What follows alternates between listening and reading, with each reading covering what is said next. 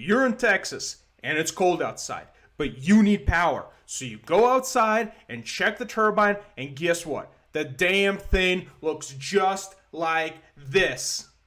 So what do? Well, I know what I'm doing. I'm going outside and I'm going to add some heat and motion to butter that thing up. So let's roll the tape to see what that would look like.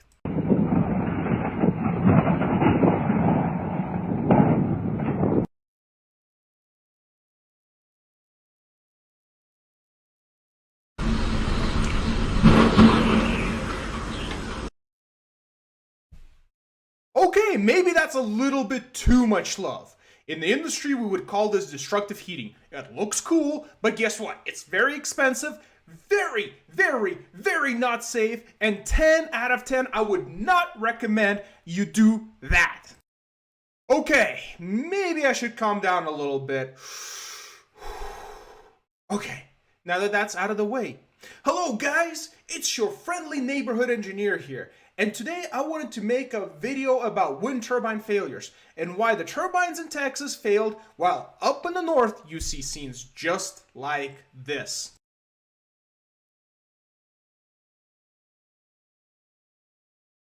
And up there, nobody's batting an eye. This is business as usual. Well, after some thinking, I think I finally figured out the answer. And as hard as it may be for some people to believe, the answer is simple. It's engineering. That's right. It's a simple solution to building things to operate in a multitude of different environments. And if you do it correctly, you avoid problems like we've seen recently in places like Texas.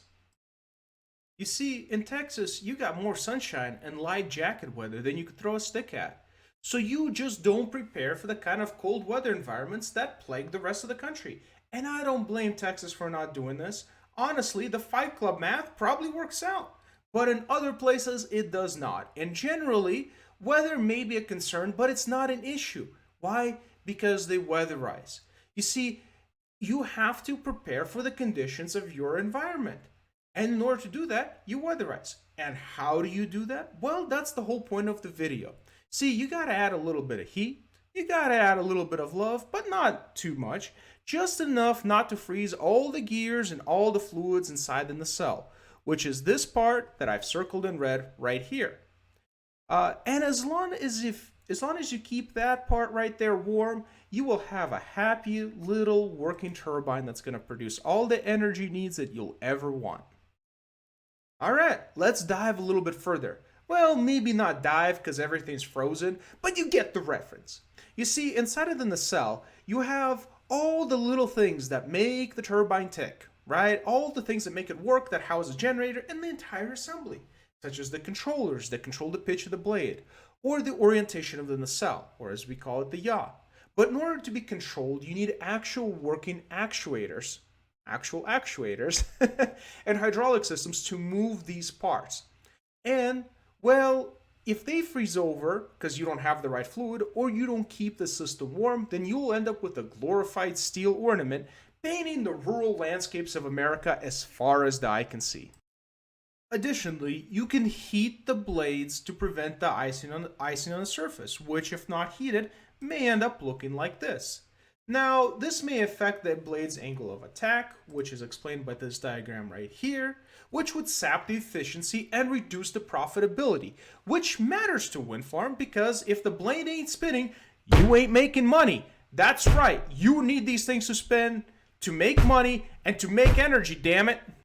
Though to be fair, de-icing the blades and adding additional heating elements to them is generally more expensive than just heating the nacelle. Additionally, it's hard to imagine a winter storm with no wind where you would have icing on the blade and the blade's rotation wouldn't generate normal centripetal forces that wouldn't just chuck the stuff off like a plagued corpse during a medieval siege. I digress. However, all of this comes on the heels of, see, I told you so attitudes, and laced heavily with hindsight bias. And this channel isn't about that kind of behavior. We offer up solutions, and my number one solution to Texas is unify your grid, Texas. Look at this picture right over here. You see the cowboy right here? He's surprised. You know what I think? I don't think he's surprised. I think he's got a ball gag in his mouth. You know why? Because having Texas on its own grid is pure sadistic purely sadistic, and defies all engineering sense. And we are America at the end of the day, baby. We are one country, and I believe in one country, one grid. I will take no questions. I will hear no excuses. I love my country. And so help me God, we will overcome these problems like no one's ever seen before. So thank you for tuning in. I am hyped. I'm going to go out there and high five an eagle. That's right. Hell yeah. If you like this content, like and subscribe. If I have 10 subs, I will promise I will start changing the background to being something a little bit more streamer friendly. But until then, it's all on us, baby. Let's go out there and let's go get some.